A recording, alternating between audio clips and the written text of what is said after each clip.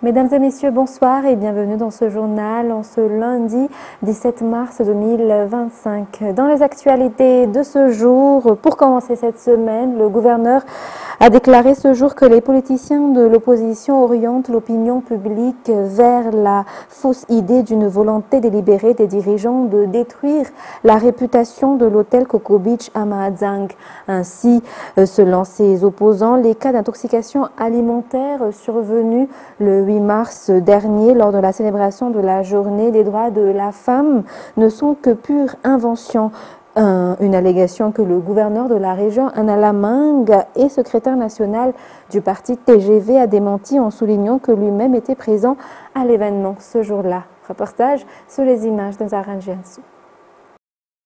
Selon le gouverneur de la région d'Analamang, aujourd'hui, il n'y a pas de problème qu'un dialogue ne puisse solutionner et des mesures correspondantes à l'incident d'intoxication alimentaire survenu le 8 mars à Mahajang qui a touché le président et son épouse. De nombreux membres de la délégation et des invités ont été prises. Néanmoins, l'opposition est en train de transformer cet incident en un sujet politique. Eraso Marmak a ainsi souligné que ce n'est pas dans l'intention du gouvernement de nuire aux intérêts des entrepreneurs malagasy. L'opposition répand des rumeurs et des mensonges pour attiser la colère de la population alors que les responsables de l'hôtel ont reconnu leurs erreurs. Un dialogue entre les responsables a eu lieu et il ne faut pas étendre l'incident à de la haine et des fins politiques, souligne le gouverneur de la région Analamang, qui a confirmé que des mesures devaient être prises car il s'agit d'une question de santé publique. En effet, non seulement l'incident a touché le couple présidentiel, mais des dizaines de personnes, dont l'épouse d'un ambassadeur, en ont été victimes. Selon les explications, l'objectif est d'améliorer les services de cet établissement et non de le fermer. Ainsi, uniquement le service de restauration a été fermé jusqu'à nouvel ordre. La population ne doit pas se laisser berner par les politiciens qui s'opposent au gouvernement pour leur intérêt personnel, a déclaré aujourd'hui le secrétaire national du parti TGV. Le gouvernement dirigé par le président de la République, Anj Radzouiln, met tout en œuvre pour réaliser le développement de Madagascar et pour le bénéfice de la majorité de la population et du pays, a-t-il conclu. Et parlant des bilans du passage du cyclone Jude dans le sud de Madagascar, un mort et plus de 15 048 sinistrés lors du passage du cyclone Jude dans la partie sud de Madagascar selon les informations émanant du BNGRC. Plus de 1100 maisons ont été inondées et 80 salles de classe complètement détruites selon le bilan de la BNGRC rapporté par Fanjessina Mireille dans ce reportage. Une personne a perdu la vie dans le Fukuntan d'Akilimafaicha, commune d'Ambovumbe, district d'Ambovumbe, suite au passage du cyclone Jude. Une autre personne a été blessée à Mbanyavo, commune Ambovumbe, toujours dans le district d'Ambovumbe.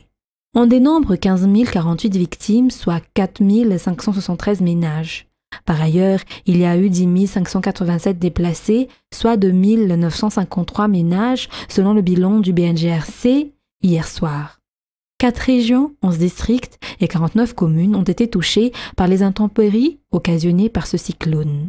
En termes d'infrastructures, 1172 maisons ont été inondées, 1640 maisons ont été endommagées et 1160 maisons ont été complètement détruites.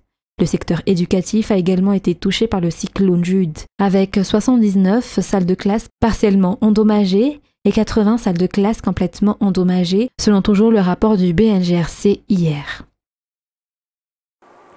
Puisqu'on a parlé de cyclone, parlons météo à présent. Quel temps fera-t-il à Madagascar d'ici les quelques jours et cette semaine? Il n'y a pas de risque de conditions extrêmes justement cette semaine d'après Météo Madagascar. En effet, le temps sera globalement caractérisé par un flux de sud-est localement instable sur la partie nord de l'île. En général, des averses isolées se focaliseront sur les parties nord-ouest et centre-ouest de la grande île. Elles s'étendront sur les hautes terres vers la fin de cette semaine.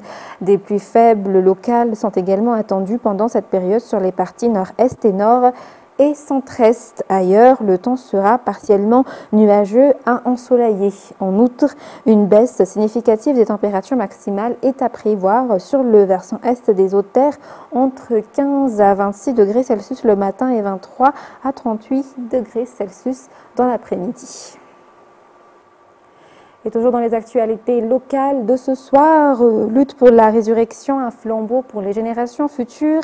Tel est le thème de la commémoration du 78e anniversaire de lutte de la libération le 29 mars pour cette année 2025. Aujourd'hui, le logo et le programme en marge de cette commémoration ont été dévoilés. Ici, à Antananarivo, à Manakar et Muramang se feront les trois principaux lieux où se tiendra la commémoration nationale de cette date, mais il y aura également des commémorations dans toutes les régions de Madagascar. Reportage de Merveilleux Sphère et Bras Danielson.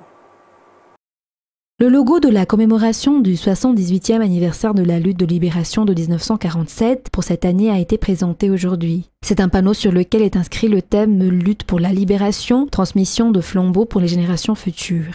L'histoire de la lutte pour la libération et sa transmission à la génération future est la raison de ce thème selon les explications. Actuellement, ils sont 233 survivants de cette lutte répartis dans 33 districts à Madagascar. Des survivants qui, selon la direction en charge de ces anciens combattants au sein du ministère des Forces armées, ont participé directement ou indirectement au mouvement de libération. Il y a les victimes, ceux qui ont participé directement, les enfants de ces derniers, ou encore ceux qui ont apporté leur soutien à la lutte de la libération.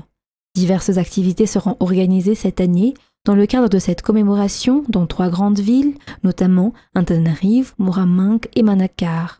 Pour lancer cette commémoration se tiendra une exposition sur la lutte de libération, des consultations médicales gratuites pour les survivants de la lutte et pour les personnes âgées de plus de 65 ans, un culte religieux adventiste ainsi qu'un office œcuménique.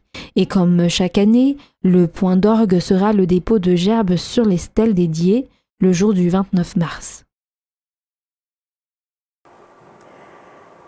Et Monique Andreas Esouvelmanjous est décédée aujourd'hui. Elle faisait partie des membres du Conseil de l'Ordre national qui ont été officiellement présentés lundi dernier. Elle avait représenté la province de Tuliar au sein de ce conseil. Monique Andreas Esouvelmanjous est née le 18 août 1945 à Tolagnar. Elle avait occupé de nombreux postes politiques et administratifs importants dans le pays. En effet, elle avait été médiateur de la République pendant 12 ans. Avant cela, elle était présidente de la Commission de l'Océan Indien. Elle avait été la première femme malgache à occuper ce poste. Elle avait également été ministre de l'Aménagement du territoire après avoir occupé de nombreux postes dans différents ministères.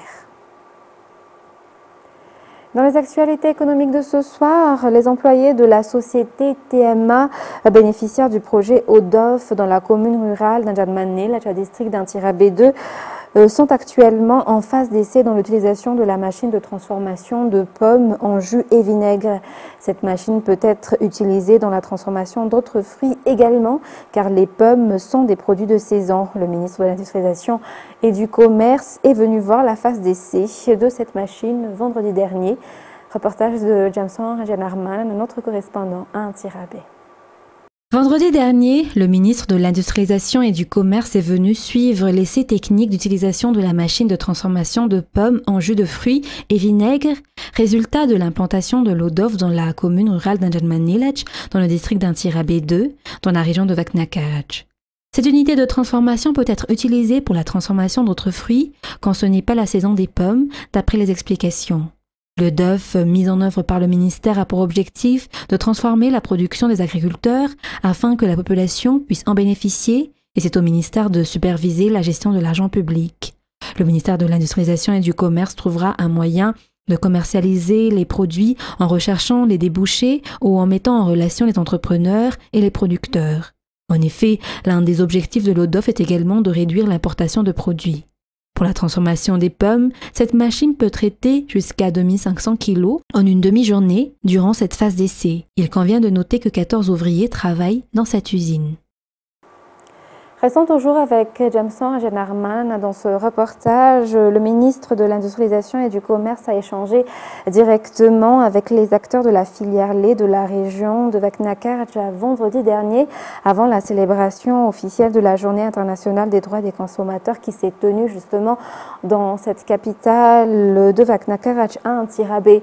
Leurs discussions ont porté sur les problèmes concernant la production laitière et la recherche de solutions. afin que cette filière laitière puisse apporter un développement au niveau des ménages, mais aussi au niveau des consommateurs, des communautés locales et du pays.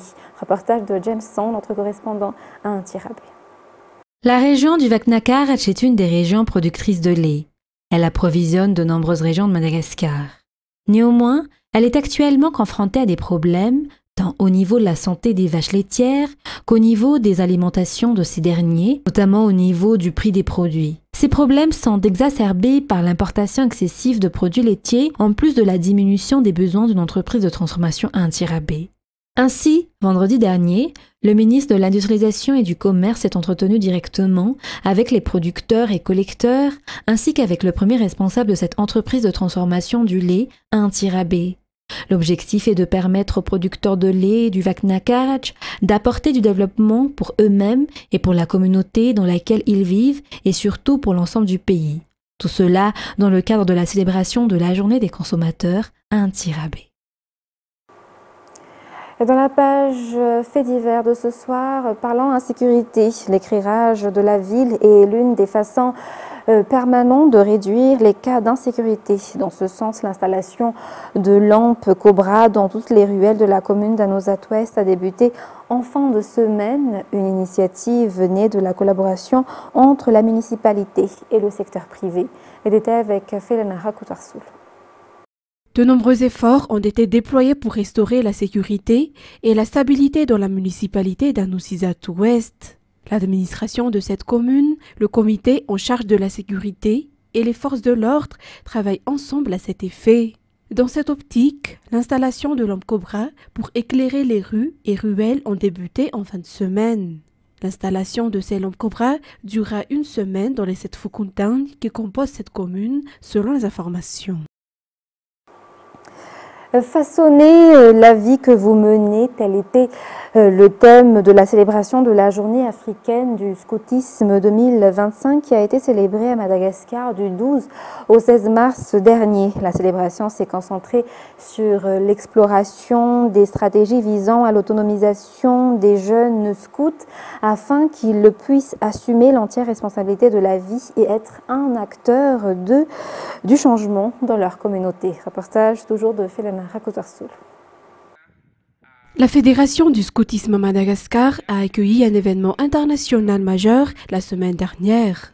En effet, du 12 au 16 mars, plus de 250 scouts venus de 20 pays d'Afrique sont venus à Antananarivo pour célébrer la 15e journée africaine du scoutisme. C'était un moment de partage d'expériences qui leur a permis de renforcer leur solidarité. L'objectif est que ces jeunes scouts puissent apporter du développement à la société qui les entoure dans le respect et la diversité. Le ministre de la Jeunesse et des Sports, qui a encouragé les jeunes scouts de chercher également les moyens de transformer les scouts en une association d'utilité publique pour apporter des bénéfices à la population. De nombreuses activités ont été organisées lors de la célébration de cette journée africaine du scoutisme. Depuis le 12 mars, les scouts ont campé à Woodvourne. Ils ont rejoint le centre-ville d'Antananarivo samedi matin pour le point d'or des festivités. Et l'après-midi, une visite du palais de la reine à Manzakamiaden était au programme avant un retour à Woodvourne pour la clôture du camping. Dans les actualités internationales de ce soir, le président américain Donald Trump a fait savoir qu'il prévoyait de s'entretenir mardi 18 mars avec son homologue russe Vladimir Poutine dans le cadre des démarches entreprises par Washington pour trouver une issue à la guerre entre la Russie et l'Ukraine, entrée le mois dernier dans sa 4e année. France 24. Sur la forme, c'est l'annonce d'un appel téléphonique pour demain mardi entre Donald Trump et Vladimir Poutine. Sur le fond, c'est le découpage de l'Ukraine comme condition à l'arrêt de la guerre. On va parler territoire, on va parler centrale. Ça, vous savez, c'est un vrai sujet. Mais je pense qu'on en a déjà bien discuté avec les deux parties, l'Ukraine et la Russie. On a déjà discuté de diviser certains actifs et ils ont travaillé sur ce sujet. Sur le volet des territoires, Vladimir Poutine réclame toujours la cession par l'Ukraine des 5 régions annexées par la Russie et partiellement occupées par l'armée russe, ici en rouge sur la carte. Sur le volet des centrales, la principale concernée, la centrale nucléaire de Zaporijia, occupée par la Russie depuis 2022. Concernant les actifs, peut-être un accord sur l'exploitation des gisements de terres rares, dont un certain nombre sont en zone occupée. Vladimir Poutine n'a toujours pas répondu formellement à la proposition américaine de cesser le feu de 30 jours acceptée par l'Ukraine. Ce samedi, après une réunion avec les principaux pays soutiens de Kiev, le Premier ministre britannique Keir Starmer a affirmé que les fournitures d'armes à l'Ukraine et les sanctions contre la Russie continueraient pour forcer Vladimir Poutine à s'asseoir à la table des négociations. Toujours dans les actualités internationales, le Premier ministre israélien a annoncé hier dimanche qu'il allait limoger Ronen Bar, le chef du service de renseignement intérieur Israël, le Shin Bet. Plusieurs thèses s'affrontent selon notre correspondant à Jérusalem, alors que le Benjamin Netanyahou évoque un manque de confiance. L'opposition accuse le Premier ministre de rejeter ses responsabilités ou encore d'utiliser un écran de fumée alors que le Shin Bet enquête sur les liens avec le Qatar. Reportage avec un correspondant de France 24. Alors il y a bien sûr plusieurs thèses qui s'affrontent. D'abord, c'est l'aboutissement de plusieurs mois de tension depuis le 7 octobre en fait. Alors officiellement, ce que reproche Benjamin Netanyahou au chef du Shin Bet, eh bien c'est d'abord cet échec du 7 octobre de n'avoir pas su prévoir cette attaque massive du Hamas sur le territoire israélien.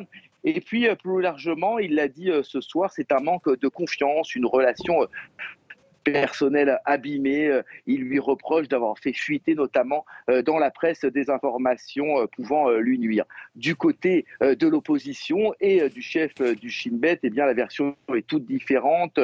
On accuse au contraire Benjamin Netanyahou de rejeter ses responsabilités sur les services de sécurité et aussi de vouloir dresser un écran de fumée car le Shin Bet enquêterait sur des liens entre le Qatar et Benjamin Netanyahou. Il faut savoir que durant des années, Benjamin Netanyahou a autorisé le Qatar à financer le Hamas par le moyen de valises de dollars qui parvenaient dans la bande de Gaza. Et c'est précisément cet aspect qui est examiné par les services de sécurité intérieure. La crise reste donc ouverte, mais c'est Benjamin Netanyahou qui, selon la Constitution, enfin les lois fondamentales israéliennes, a le droit de nommer le prochain chef du Shin Bet. Et les rebelles houthis du Yémen, soutenus par l'Iran, ont revendiqué hier et aujourd'hui 2 attaques contre un porte-avions américain en mer Rouge et affirmé qu'ils frapperaient des cargos américains en riposte aux frappes menées par les États-Unis qui ont tué, selon Washington, plusieurs de leurs chefs. France 24. Pour la seconde nuit d'affilée, des avions de chasse américains décollent d'un porte-avions pour aller frapper des cibles au Yémen. Pas beaucoup de détails, le commandement central américain indique que Washington poursuit ses opérations contre les terroristes houthis soutenus par l'Iran. Des bombardements qui ont fait des dizaines de morts, dont 5 enfants, selon les rebelles yéménites, qui affirment ce lundi matin avoir mené en riposte une seconde attaque contre le porte-avions américain USS Harry Truman et les navires de guerre qui l'accompagnent dans le nord de la mer Rouge. Les forces armées yéménites ont visé pour la seconde fois en 24 heures le porte-avions américain USS Harry Truman dans le nord de la mer Rouge, avec de nombreux missiles balistiques et de croisière ainsi qu'avec des drones, dans un engagement qui a duré plusieurs heures.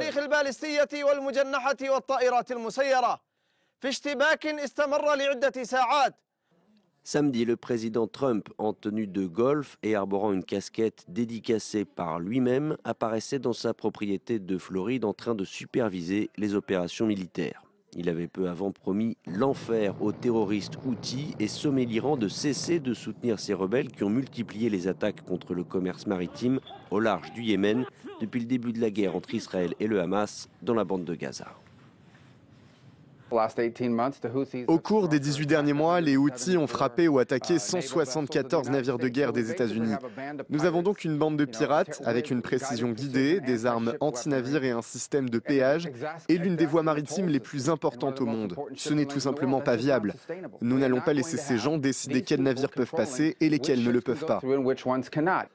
Téhéran, principal sponsor du groupe armé qui contrôle une partie du Yémen dont la capitale Sanaa, a condamné des frappes barbares et rejeté les menaces du président américain. L'ONU demande aux États-Unis et aux Houthis l'arrêt de toute activité militaire.